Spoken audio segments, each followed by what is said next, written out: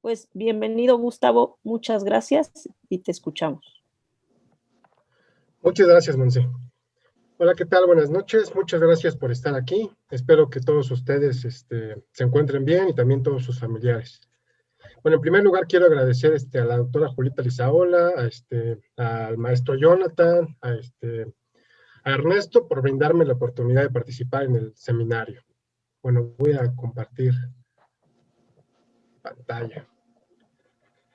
Bien, el tema que a mí me corresponde impartir en este curso es el de la relación que existe entre la religión y el surgimiento de las ciencias sociales.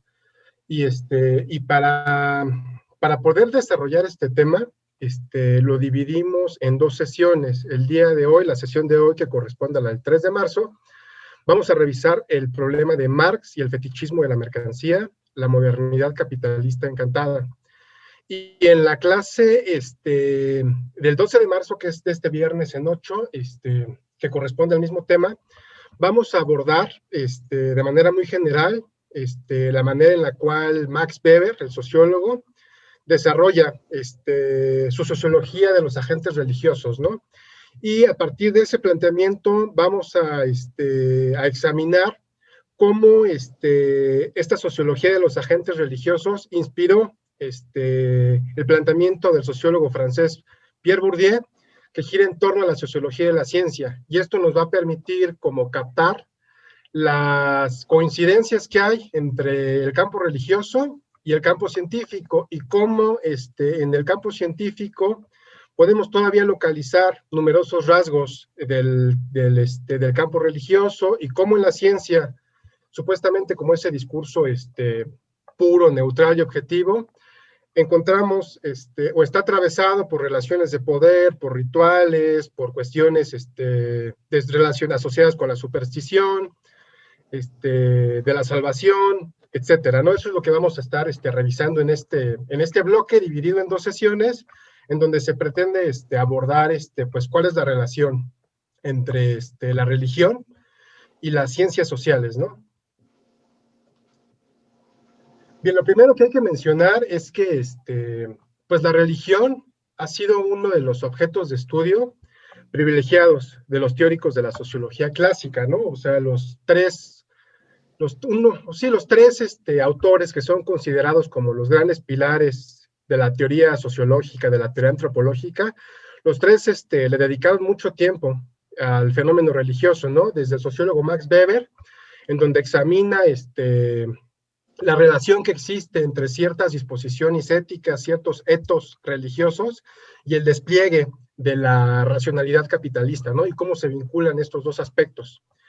Y también su sociología de los agentes religiosos, cómo funcionan internamente las instituciones religiosas, particularmente haciendo énfasis en la autonomía de estos agentes, ¿no?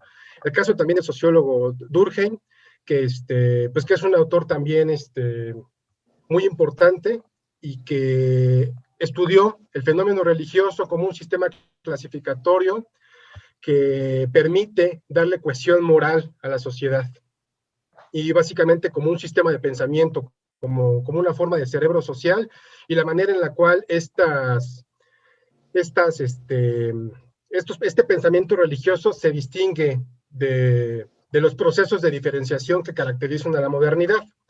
Y por último, el caso de Marx, ¿no? Que es el que vamos a revisar hoy, que él generalmente es un autor que se suele considerar como antirreligioso, como, pues todos conocemos esta famosa frase que circula permanentemente: la religión es el opio del pueblo, pero como vamos a ver, es un autor que le otorga una importancia decisiva a la religión y la analiza en tanto fenómeno ideológico, y lo que vamos a ver a continuación como un elemento que está presente en los procesos de fetichización de la realidad social. En ese sentido, el planteamiento del fetichismo de la mercancía y su secreto, pues corresponde, es el texto que les dejé leer, aparece en el primer capítulo de su obra magna, El Capital. Justamente en la última sección del primer capítulo aparece el problema del fetichismo de la mercancía, ¿no? Y justamente este texto nos permite aquilatar la manera en la cual, para Marx, el análisis del fenómeno religioso es una precondición de la crítica social. Esta edición que les pasé es una edición muy bonita que está editada por la editorial Pepitas de Calabaza. Y les repito que corresponde al primer capítulo del Capital. Y ustedes podrían pensar que este primer capítulo es pues es una parte, pues una porción muy pequeña, considerando la extensión de todo el Capital, pero es un capítulo muy importante, y a partir de esta referencia, numerosos filósofos, por ejemplo, el filósofo ecuatoriano Bolívar Echeverría, o el filósofo alemán Ansel Japé, han construido toda su teoría marxista tomando como punto de referencia este primer capítulo. En ese sentido es importante señalar que ha habido diversas interpretaciones de este pasaje del fetichismo de la mercancía. Por ejemplo, un filósofo que fue muy importante durante muchas décadas, y a nivel mundial incluso, en un texto que se llama Para leer el Capital, este filósofo Althusser señalaba, ¿no? Señalaba que este pasaje del fetichismo de la mercancía, pues, constituye un resabio metafísico, sin importancia en la obra del Marx científico, ¿no? Y que abreva de las pasiones hegelianas juveniles, ¿no? Y en general, el marxismo más ortodoxo, el marxismo cientificista, más dogmático, señalaban, incluso dentro de la economía, de la disciplina económica, generalmente se considera que este pasaje del fetichismo de la mercancía, pues es metafísico, esotérico, religioso, que carece por completo de importancia, ¿no? Durante mucho tiempo se pensó eso. Y bueno, y como vamos a ver a continuación, pues es importante problematizar esa lectura, ¿no? Y más bien tomar en cuenta que la noción de fetichismo está presente en el Capital, en la noción de mercancía, y atraviesa todas las categorías que Marx va a desplegar en ese texto, ¿no? Como la de plusvalor, capital. El fetichismo es un fenómeno constitutivo de toda su teoría. En ese sentido, para poder aproximarnos a las primeras páginas del Capital, es importante hacer algunas consideraciones de método respecto al método que Marx emplea en este texto, ¿no? Lo primero que es importante señalar es que el método que Marx utiliza en este libro es dialéctico, no empírico ni positivista. ¿Qué quiere decir esto? Que Marx no es un científico que parta de un trabajo de campo, o de unas técnicas estadísticas, de técnicas cuantitativas, ¿no? Su método es dialéctico. ¿Y qué significa esto? Que Marx va a desplegar todo un conjunto de categorías binarias. Cuando ustedes se aproximan al texto, pues empieza a desarrollar ciertas categorías como valor de uso, valor de cambio, trabajo abstracto, trabajo concreto. Son categorías binarias que remiten una a la otra y que se van desplegando dentro de una totalidad, y que le va dando coherencia a todos su sistema expositivo, ¿no? En ese sentido es importante enfatizar que el método de Marx es dialéctico y no empírico ni positivista. En ese mismo sentido también es importante señalar que el método de Marx es lógico y no es histórico. ¿Qué quiere decir esto? Que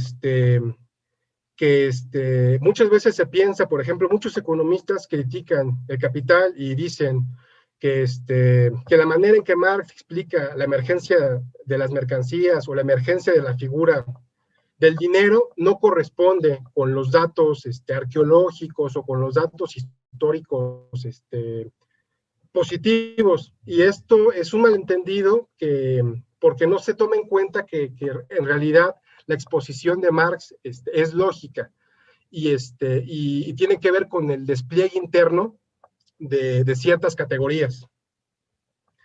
También otro elemento que es importante señalar es que generalmente en las ciencias sociales, en carreras como sociología, antropología, se considera que Marx es un materialista ortodoxo, economicista, reduccionista, mecanicista, y que le otorga escasa importancia a los fenómenos culturales o a los fenómenos simbólicos de la realidad social. Y como vamos a ver a continuación, eso no es del todo cierto. Marx le otorga una importancia decisiva a toda la cuestión simbólica, ¿no? A toda la cuestión discursiva y cómo ciertas categorías y ciertos discursos están incrustados de lleno en la realidad misma.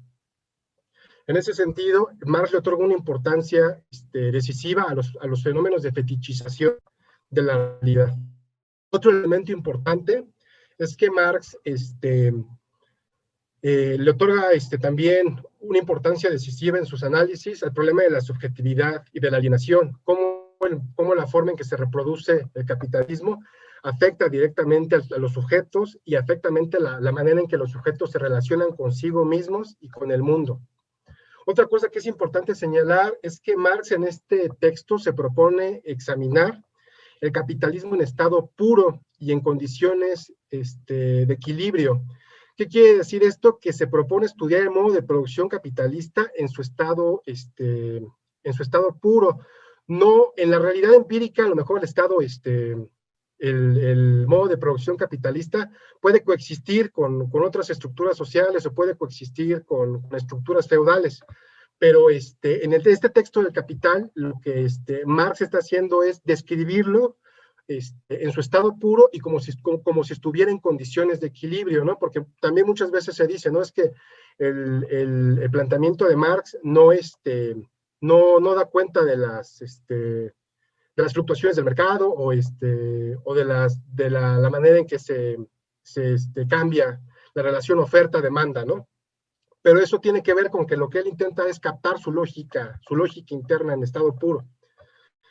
Otro elemento importante es que él se propone hacer una historización del capitalismo para poder superarlo y derrocarlo, no para reformarlo. O sea, todo este proceso de historización que hace Marx del Capital asume que es una figura histórica singular que puede ser superada y que no existía en el pasado, ¿no? Si el mercado capitalista estuviera presente desde siempre, pues entonces los teóricos revolucionarios pues no tendrían nada que hacer porque sería una realidad natural que sería imposible de modificar. Y Marx parte de la premisa de que el capitalismo es una figura histórica particular que puede ser superada, cuya lógica puede ser superada enteramente. En ese sentido, en estas primeras páginas del Capital, lo que pues Marx enuncia explícitamente que él se propone descubrir las leyes del funcionamiento del capitalismo, ¿no? Y para ello es necesario desmontar las categorías básicas del discurso de la economía política, ¿no? Si tomamos como referencia los conceptos que utiliza Marx y los comparamos con los conceptos que utilizaban los economistas clásicos, en realidad Marx no agrega muchos conceptos, sino más bien lo que hace es como desmontar su lógica interna, desmontar el discurso de la economía política y hacer explícitos aquellos elementos que más bien estaban implícitos y que estaban ocultos, más bien que la economía política clásica no tomaba en cuenta. En ese sentido, pues Marx nos dice en las primeras páginas del Capital, nos dice que él se propone examinar la sociedad capitalista a partir del fenómeno más concreto, ¿no? Y ese fenómeno más concreto es la aparición de mercancías. Esto quiere decir que lo que caracteriza a la sociedad capitalista es la circulación permanente de mercancías, ¿no? Y ese es un elemento que no estaba presente en sociedades previas, ¿no? Bueno, anteriormente, en los mayas, en las aztecas, había intercambio mercantil, pero era más bien secundario. La forma de producción en las sociedades antiguas estaba más bien orientada a la satisfacción de las necesidades, y el excedente estaba destinado al intercambio mercantil. Pero en la sociedad capitalista, todas nuestras necesidades, todo lo que consumimos, todo lo que compramos, tiene que ser a través de las mercancías y a través del consumo permanente de mercancías.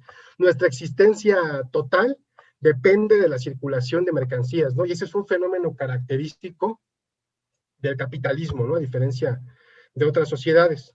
En ese sentido, Marx dice lo que parecen, y es importante enfatizar también la palabra esta que subrayé, ¿no? De aparición, porque eso quiere decir no utiliza la palabra ser, sino aparición. Eso quiere decir que detrás de las mercancías existen elementos ocultos, ¿no? Eso es muy, muy importante como tomarlo en cuenta.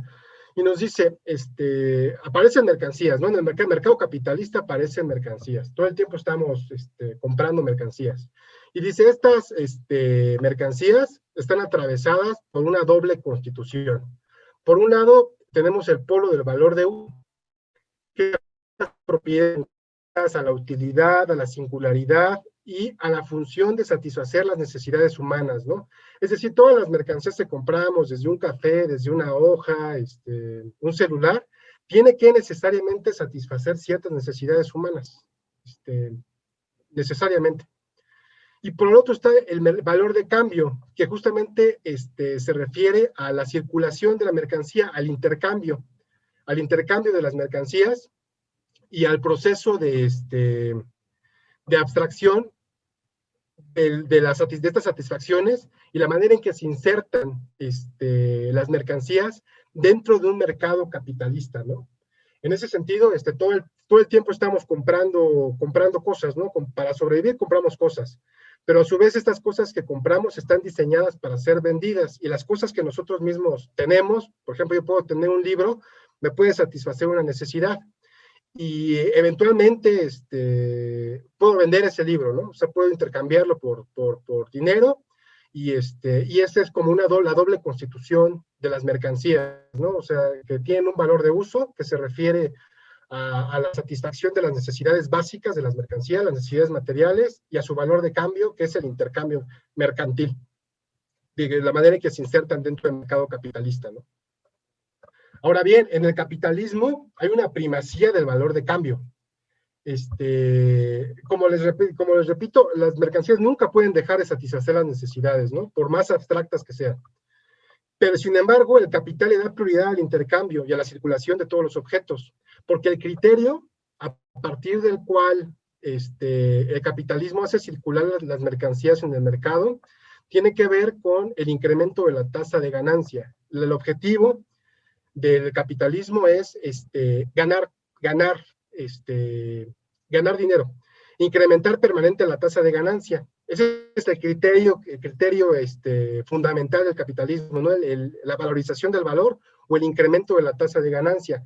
Aunque este criterio sea irracional y aunque este criterio ponga en peligro la vida social o desborde los límites medioambientales, ecológicos, el problema que tenemos actualmente, ¿no? Que hay un problema muy serio de los límites, que el modo de producción actual está desbordando completamente los límites medioambientales del planeta, ¿no? O sea, pone en peligro incluso el planeta. ¿Por qué? Porque su criterio es incrementar la tasa de ganancia, no satisfacer las necesidades.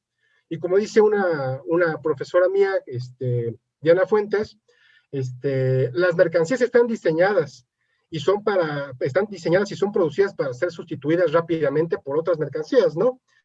Nosotros compramos un teléfono, una computadora, y al momento en que son diseñadas, ya están prediseñadas para ser desechadas en un año, ¿no? Digo, con el ejemplo de los celulares es clarísimo, ¿no?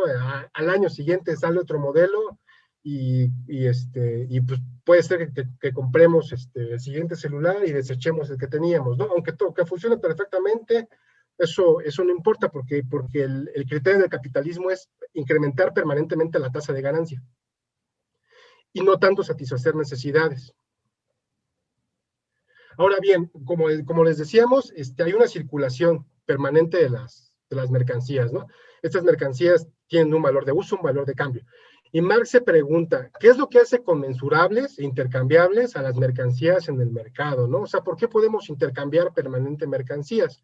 Y dice Marx, lo que tienen en común todas las mercancías es que son productos del trabajo humano. Lo que hace conmensurables a las mercancías es el trabajo humano. Y detrás de todas las mercancías, de todo lo que consumimos, es que alguien las elaboró. Hay trabajo humano detrás de esas mercancías, ¿no? Y eso es justamente lo que le otorga valor a las mercancías y que lo que las hace conmensurables y lo que las hace intercambiables dentro del mercado capitalista. El trabajo para Marx, pues, ha existido siempre, ¿no? O sea, es una propiedad antropológica, crea uso. es una relación metabólica con la naturaleza. Es una relación metabólica con la que ha estado presente siempre, ¿no? O sea, siempre en nuestra relación con la naturaleza está mediada por el trabajo, ¿no? Y por la transformación de la naturaleza en valores de uso. Y ahora Marx dice, ¿qué es lo que otorga el valor a las mercancías? Y decíamos que era el trabajo, ¿no? Ahora bien, Marx dice que no es el trabajo concreto. Es decir, una mercancía, su valor no radica en el trabajo concreto del obrero que fabricó esa mercancía. ¿Por qué? Porque eso implicaría que entonces, si el obrero es muy perezoso y tarda mucho tiempo en elaborar un vaso, una taza, entonces esa taza valdría muchísimo dinero, ¿no? Porque si el trabajo concreto del obrero es lo que le otorga valor a la mercancía, pues el valor sería muy alto. Y Marx nos dice, no, lo que le otorga valor a las mercancías no es el trabajo concreto, sino el trabajo abstracto. Y el trabajo abstracto es lo que Marx considera como su gran descubrimiento científico, ¿no? Muchos, como dice Néstor Cohen en una presentación que acabo de ver hace poco, decía que Marx, a su vez decía, que a él le atribuían haber descubierto la lucha de clases, y él decía que no, que ya eso yo lo había mencionado autores previos, pero que su gran descubrimiento científico del que él se sentía orgulloso es la noción de trabajo abstracto, ¿no? Y el trabajo abstracto nos remite justamente al trabajo indiferenciado o socialmente necesario, es decir, no el trabajo particular del obrero, el tiempo que se tarda en producir una taza, en producir un plato, sino en todas las relaciones sociales, todo el cúmulo de relaciones sociales que establecen una medida general del trabajo y qué es lo que le otorga valor a las mercancías, ¿no? O sea, se abstrae completamente la singularidad del trabajo concreto a una medida general de trabajo abstracto. Es lo que Marx llama trabajo indiferenciado y socialmente necesario. Y es una objetividad fantasmagórica, ¿no? ¿A qué se refiere con esto? Es un elemento objetivo que está inscrito en la realidad social, pero que no aparece cuando consumimos mercancías, ¿no? O sea, cuando nosotros compramos algo en la tienda, vamos al supermercado, o compramos un auto, el trabajo concreto, el trabajo, no aparece, no lo tomamos en cuenta, no pensamos en eso cuando estamos consumiendo mercancías, ¿no? A eso se refiere con que esta forma de trabajo indiferenciado, socialmente necesario, es una objetividad fantasmagórica, porque es algo que no se puede ver y de hecho no se puede medir con técnicas empíricas. Como les decía, Marx distingue entre trabajo concreto, ¿no? El trabajo concreto es el tiempo real de trabajo, heterogéneo, porque hay muchísimas formas de trabajo en el capitalismo, hay una división social del trabajo que se refiere a las cualidades específicas de los trabajadores, ¿no? Y a la división social del trabajo. Yo me puedo dedicar a la carpintería, a la zapatería, a la plomería, hay múltiples formas de trabajo, ¿no? Pero en cambio lo que le otorga valor a las mercancías es el trabajo abstracto, que se refiere justamente al trabajo humano socialmente indiferenciado, a la medida general que le otorga valor a la mercancía. ¿Y qué quiere decir esto? Marx, en realidad, cuando hace este desplazamiento del trabajo concreto al trabajo abstracto, en realidad está intuyendo que hay una configuración de un capitalismo mundial y de un comercio global, de condiciones que redefinen permanentemente la magnitud de las mercancías, ¿no? ¿Y qué factores influyen en la magnitud del valor, ¿no? O sea, y Marx nos dice que el valor no es una cantidad constante, sino que está sometida a distintos factores. Uno de ellos es el desarrollo de la tecnología y de las fuerzas productivas, ¿no? O sea, el desarrollo de la tecnología, pues, nos puede ayudar a producir mucho más mercancías. El desarrollo de la ciencia, las condiciones medioambientales. Actualmente, el hecho de que una fábrica esté localizada en los países europeos o en países asiáticos o de América Latina, eso influye mucho en el valor de las mercancías, ¿no? Porque se paga otro tipo de jornada de trabajo, hay otro tipo de restricciones medioambientales que influyen permanentemente en la producción de mercancías y en la magnitud del valor. O sea, el valor no es una como dice, no es algo constante, ¿no? Sino que es algo que está en permanente configuración. Y en ese sentido, después Marx nos dice, ¿no? O sea, tenemos el mercado capitalista en donde están circulando permanentemente una gran cantidad de mercancías, y la existencia misma depende de esa circulación de las mercancías. Y ahora nos dice, esta complejidad y esta extensión generalizada de las relaciones de intercambio, porque para poder vivir necesitamos intercambiar mercancías, requiere necesariamente la existencia de una mercancía que haga las veces de equivalente general, y ese equivalente general es el dinero, ¿no? En ese sentido, la mercancía, dinero, no es impuesta desde el exterior, por un gobernante, sino que es una consecuencia lógica de esta generalización de las relaciones de intercambio en el capitalismo. Necesariamente tiene que haber un equivalente general que nos permita intercambiar las mercancías. Y la figura del dinero cumple esa función. Y como les decía, esta exposición de Marx es una exposición de carácter lógico, que tiene que ver cómo va desplegando las categorías. Obviamente, no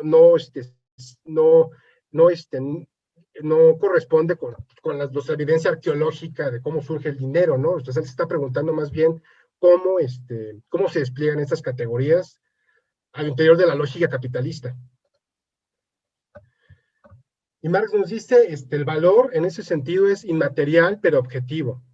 El valor no puede ser medido directamente a través de técnicas empíricas ni estadísticas. El valor es todo un cúmulo de relaciones entre mercancías que se cristaliza en la figura del dinero. Es decir, que el valor, este proceso de valorización no se define a partir de un objeto empírico de una cosa, sino de todo un cúmulo de relaciones sociales, ¿no?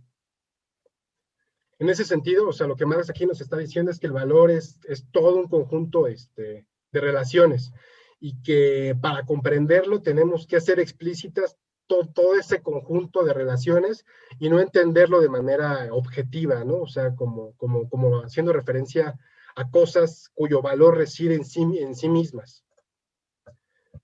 Bueno, ya que hay una pequeña digresión, hay un sociólogo alemán que escribe un libro que se llama Filosofía del Dinero, y justamente él señalaba que además de cumplir con esta función de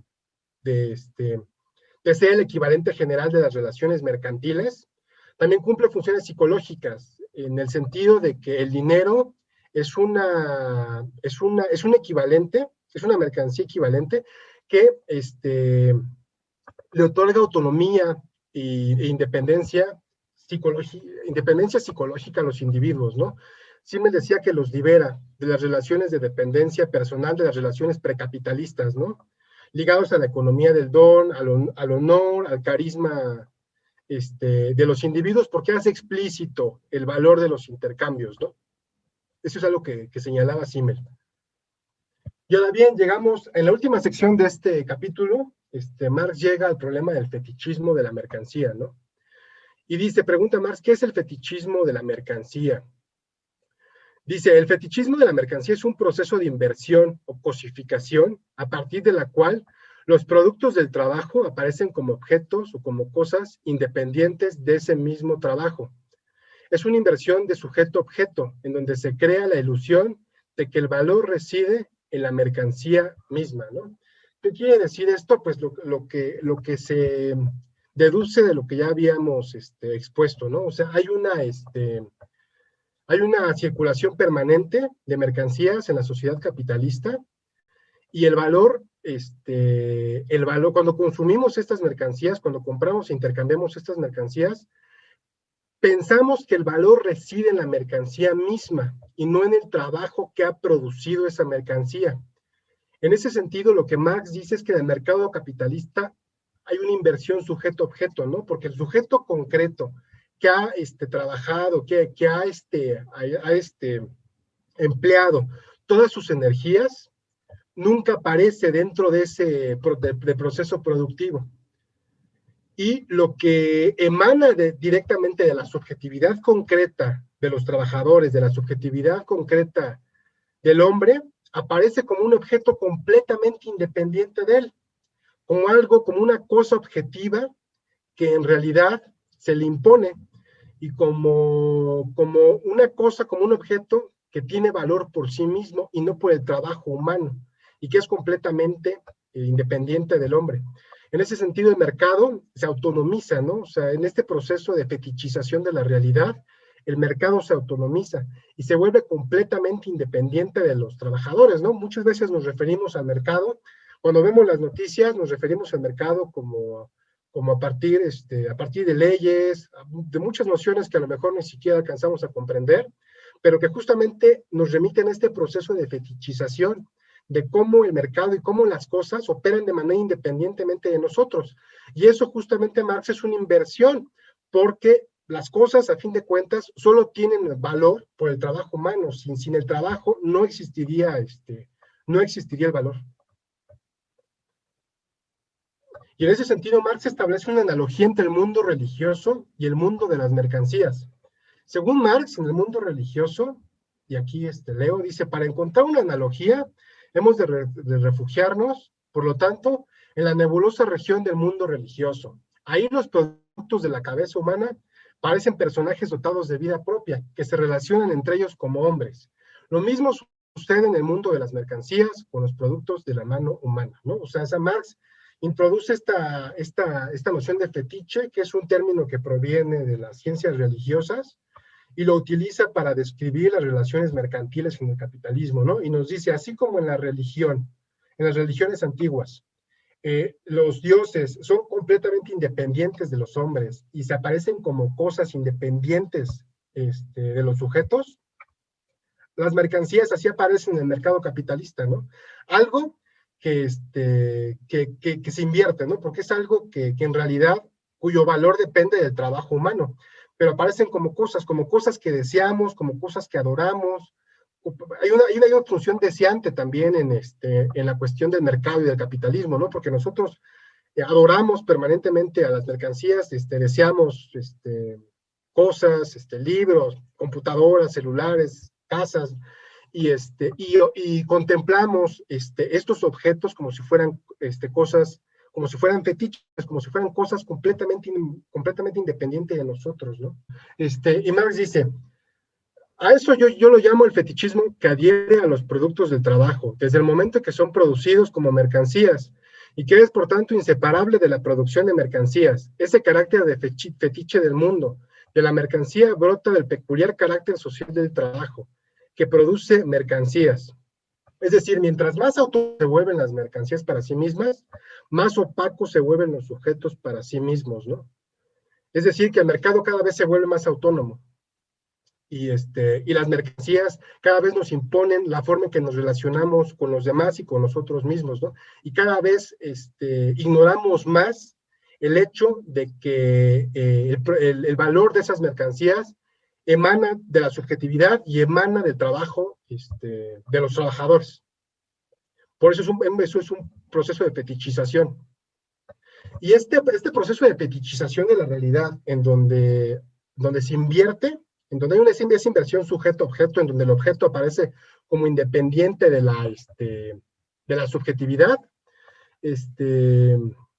pues es permanente y se exacerba cada vez más, ¿no? Y lo podemos examinar en la actualidad, pues con toda la emergencia de estas formas de mercancías inmateriales, ¿no? Ligada a esta nueva forma de economía de servicios que tiene que ver con cómo los aspectos, lo podemos ver ahorita en la pandemia, ¿no? Cómo los aspectos de la comunicación, de la información, de los dispositivos electrónicos y de la cultura adquieren cada vez más fuerza en la sociedad contemporánea, ¿no? Y pues esto advierte de cómo en el capitalismo se mercantilizan también los objetos, los afectos, ¿no? Hay una captura total de la subjetividad, ¿no? Muchos autores, por ejemplo, un autor italiano, Negri, señala que durante el periodo tradicional del capitalismo, en donde se trabajaba en las fábricas, pues había una jornada de trabajo definida, ¿no? Y cuando salía el obrero de esa fábrica se olvidaba del trabajo, ¿no? Y que con toda la emergencia de estos nuevos dispositivos electrónicos que trabajamos a través de ellos, pues ahora todo el tiempo estamos relacionándonos con nuestro trabajo, ¿no? Y de cierta forma, las mercancías inmateriales como el lenguaje, la comunicación, lo que estamos haciendo ahorita, por ejemplo, es indisociable de la subjetividad, ¿no? Y es inseparable de la persona, ¿no? O sea, ya no hay una decisión ni siquiera del trabajador de una mercancía material, ¿no? Sino que cuando alguien escribe un texto, cuando alguien emite un discurso en la red, automáticamente esos afectos, ese lenguaje que se mercantiliza, es inseparable del sujeto y no lo va a abandonar nunca. O sea, todo lo que se queda en estos dispositivos circula permanentemente, ¿no? Y de cierta forma territorializa todos los límites del trabajo tradicional, ¿no? Y podemos decir que este proceso de fetichización lo que hace es una prolongación indefinida del trabajo, ¿no? Y a la vez una reducción drástica del empleo, ¿no? Porque la técnica tiende a sustituir el empleo formal con derechos laborales y a sustituir a los trabajadores por la técnica, pero a su vez nos captura totalmente y estamos trabajando todo el tiempo, ¿no? Si ustedes se dedican a la docencia, pues lo pueden corroborar fácilmente, que todo el tiempo están recibiendo correos, tienen que contestar llamadas fuera de su horario, y tiene que ver con cómo este proceso captura completamente a la subjetividad, todo su tiempo, ¿no? Se vuelve total. Y tiene que ver justamente con este proceso de extremo de fetichización que va creciendo. Ahora bien, ¿cuáles son las consecuencias sociales y políticas del fetichismo? Como decíamos, el fetichismo de la mercancía es aquello que oculta la relación existente entre los productores y trabajadores y reduce a los trabajadores a cosas, ¿no? O sea, es decir, oculta la explotación y el hecho de que en las mercancías reside el trabajo humano concreto, no en la cosa misma, ¿no? Y por ejemplo, este filósofo que les decía, el latinoamericano Néstor Cohen, él ponía el ejemplo de que en una constructora se contabilizaban mensualmente las pérdidas y decían, hay pérdidas de ladrillos, hay pérdidas de cemento, hay pérdidas de varas, ¿no? Y dentro de esas cosas, decían, se murieron 3 albañiles, se murieron 4 albañiles en este mes, se cayeron de la construcción, etcétera, ¿no? Y justamente lo utiliza para ejemplificar cómo los trabajadores que le dan valor a las mercancías se vuelven una cosa más y nos relacionamos entre nosotros mismos como una cosa más, ¿no? Y esto es gracias al fetichismo. En ese sentido, el velo del fetichismo es un elemento esencial para la reproducción material del capitalismo, porque permite justamente la alienación del sujeto y la atomización de la sociedad y la fragmentación de la sociedad del todo, que le otorga coherencia y sentido. ¿Qué quiere decir esto? Que el fetichismo no solamente nos oculta que el valor de las mercancías es gracias al trabajo, ¿no? Sino que nos da una perspectiva parcial de la realidad. Nos atomiza como individuos del resto de la colectividad y esta inversión nos impide ver el todo, cómo todo lo que hacemos, nuestro trabajo, toda nuestra existencia depende de las relaciones globales y de las relaciones sociales del capitalismo, ¿no? O sea, establece una perspectiva sesgada y fragmentaria de la realidad. En ese sentido, el fetichismo no es una representación de la realidad, ni algo que se reduzca al plano de la conciencia, sino que el fetichismo es performativo, es decir, está incrustado en la realidad misma. El fetichismo atraviesa todas las categorías del capital, la mercancía, el dinero, el capital, el plusvalor. ¿Qué quiere decir esto? Durante mucho tiempo los marxistas manejaban un discurso de la conciencia y de la falsa conciencia, ¿no? Que era muy escolástico y muy intelectualista. Y estas lecturas canónicas del marxismo, pues ignoraban justamente cómo nociones como el fetichismo en realidad no se referían simplemente a una representación intelectual de la realidad que distorsionara algo, sino que es algo que se incrusta directamente en la subjetividad y que que tiene una instancia material concreta en la realidad, que se incrusta de lleno en la realidad, y no en el ámbito de la pura representación o de los argumentos racionales, ¿no? O sea, el fetichismo está incrustado en la realidad, no puede haber capitalismo sin fetiches. En ese sentido, el fetichismo, dado que hunde sus raíces en la noción de trabajo abstracto, no puede desaparecer mediante argumentos racionales, justo lo que les decía, ¿no? O sea, el fetichismo, esta cosificación, objetivación de las cosas que se aparecen como independientes de nosotros, no se va a evaporar con argumentos racionales, ¿no? O sea, aunque yo explique esto ahorita, explique cómo funciona el capitalismo, alguien más lo explique, el fetichismo no va a desaparecer, o sea, el fetichismo no se localiza únicamente en el terreno de la representación y, del, y de la argumentación, o sea, es parte de la realidad. Y durante mucho tiempo el marxismo lo entendía de estas figuras de la falsa conciencia y otras nociones. En ese sentido, eh, podemos examinar la relación entre el fetichismo y la modernidad, ¿no? O sea, a diferencia de los filósofos de la Ilustración, Marx considera que la superstición no es exclusiva de las sociedades precapitalistas, sino que está incrustada en el corazón mismo de la modernidad capitalista. Hay más teología y más superstición en la modernidad capitalista que en las sociedades previas. La sociedad moderna está plagada de fetiches y las relaciones sociales son más opacas para los sujetos que en las sociedades anteriores. El esclavo sabe que es esclavo, pero la realidad del trabajador es opaca para sí, como dice Diana Fuentes. Y como dice otro filósofo latinoamericano, Néstor Cohen, hay más superstición en un banco que en una catedral gótica, que en una catedral.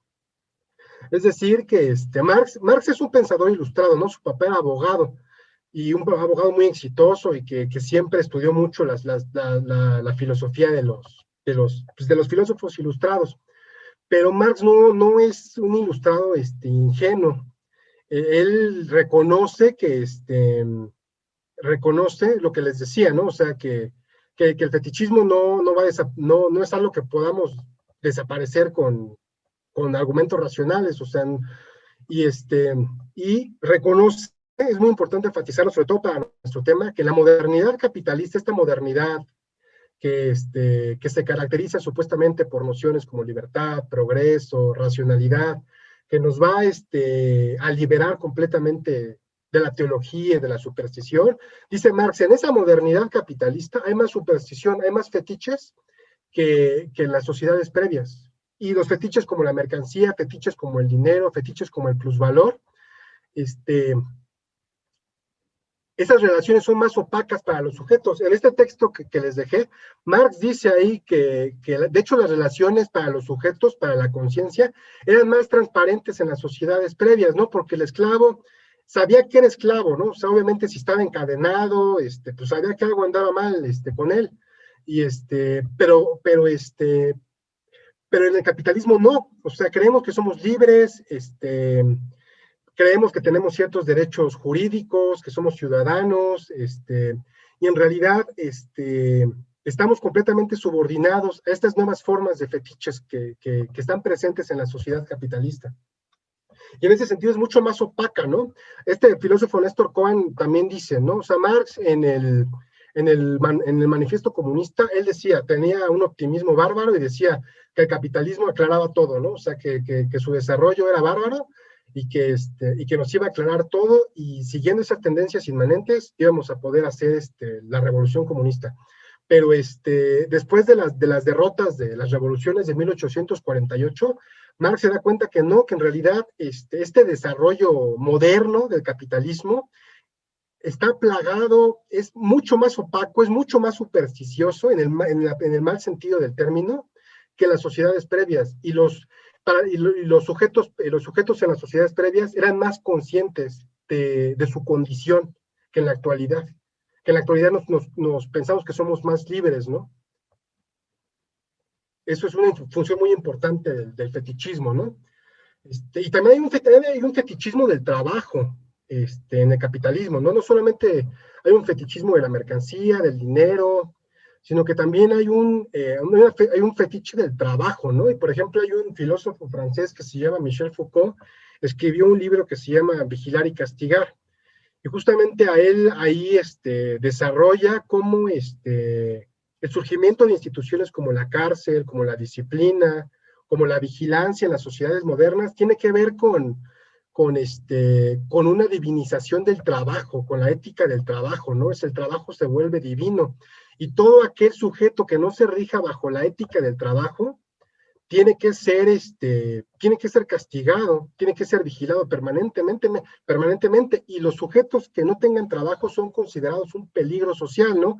Él le dedicó mucho tiempo a cómo surgen disciplinas como la criminología, como la sociología, como la psicología, ¿no? Y tiene que ver con este proceso de que todos los sujetos que se desvían de la norma del trabajo capitalista, pues son permanentemente, o son encerrados en manicomios, en la cárcel, o son permanentemente vigilados, ¿no? Y hay como un ideal normativo de convertir a todos los sujetos en trabajadores, ¿no? Y tiene que ver con una divinización del trabajo y de cómo se transforman los castigos en la sociedad moderna, ¿no?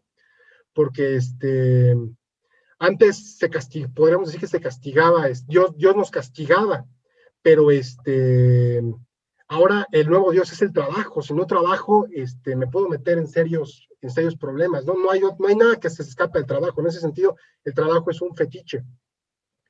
Y pues Marx utiliza el término acumulación originaria, ¿no? Porque este proceso en donde se intenta como totalizar la figura del trabajo, se lleva a cabo a través de métodos violentos, en donde se separa de manera, se separa de manera radical a los productores directos de los medios de producción, y el capitalismo destruye toda forma de propiedad que proteja temporalmente a los sujetos del trabajo. Esto lo podemos ver actualmente en los problemas con las comunidades indígenas, ¿no? Con ciertos pueblos que siguen reivindicando los derechos de la Constitución del 17 de trabajar la tierra y no convertirte en un asalariado en una fábrica, ¿no? Y justamente tiene que ver con este proceso de fetichismo del trabajo, y de cómo el trabajo en realidad es como la instancia moral suprema en el capitalismo, ¿no? Todo se debe de regir por la ética del trabajo. Ahora bien, ¿cómo puede desaparecer el fetichismo, ¿no? ¿Cómo podría desaparecer el fetichismo de la mercancía o el carácter de fetiche de la mercancía? Ya decíamos, la mercancía no puede desaparecer por un método racional o una vanguardia ilustrada. O sea, Marx no es un ilustrado ingenuo. Él piensa que mientras el criterio racional del capitalismo, que es acumular permanentemente la tasa de ganancia, no puede desaparecer el fetichismo. O sea, Marx no es como los filósofos políticos ilustrados que pensaban que con puros argumentos nos íbamos a liberar de la superstición. No, Marx dice, solo un proceso revolucionario que logre planificar racionalmente la economía y subordinar el proceso productivo a la satisfacción de las necesidades humanas podrá superar el reflejo religioso. Y de acuerdo con mi perspectiva, Marx en ese sentido sí es un ilustrado. Él piensa que como científico ilustrado, la sociedad tiene que superar el reflejo religioso, ¿no? Y entrar en una fase de la historia en donde la economía esté completamente planificada racionalmente y todas esas contradicciones del capital desaparezcan, y solamente en ese momento va a desaparecer este velo que nos oculta cosas y que nos hace depender toda nuestra existencia a fetiches. Y también podremos como decir que el fetichismo también desaparece reivindicando acciones desinteresadas. Si bien la tendencia del capital es mercantilizar toda la existencia, nunca logra totalizar completamente el campo social. No todas las prácticas son mercancía. Existen prácticas desinteresadas, en donde se privilegia la gratuidad, la fiesta, el juego, la amistad, el estudio, ¿no? Pues podemos decir así, que ahorita lo que nosotros estamos haciendo, pues escapa a la lógica de la mercancía, ¿no? Porque pues no vendemos nada, no pagamos nada, estamos en un curso intersemestral en donde pues, venimos a dialogar, a discutir, y justamente varios marxistas han señalado que es necesario privilegiar como todos estos elementos de las prácticas sociales ligados estos ligados a las prácticas desinteresadas, ¿no? En donde no necesariamente está presente la mercancía, la mercantilización, ¿no? Ahora bien, podemos hacer un balance general de lo que hemos dicho, sobre todo en lo que respecta a la cuestión de nuestro tema, ¿no? Es muy importante señalar que el método de Marx no es empírico ni positivista. Podríamos decir, siguiendo otros autores, que es esotérico. Le otorga un papel muy importante a los procesos de fetichización de la realidad, que acompaña a las leyes sociales. Todas las leyes sociales económicas vienen acompañadas de un proceso de fetichización.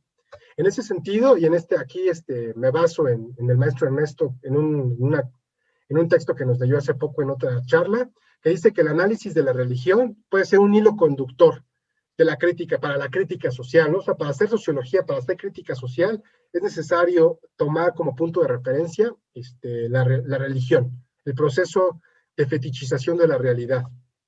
Opinión que contradice la lectura del filósofo francés Althusser, porque este filósofo Althusser, él decía que el fetichismo no tenía importancia, que esto era simplemente un residuo que estaba presente en el Capital de los textos previos del joven Marx, ¿no? Y que en el Capital está el Marx científico ya maduro, que se va a olvidar completamente de esas nociones. Y podemos ver con estas lecturas que no es así, que el fetichismo atraviesa todo el Capital.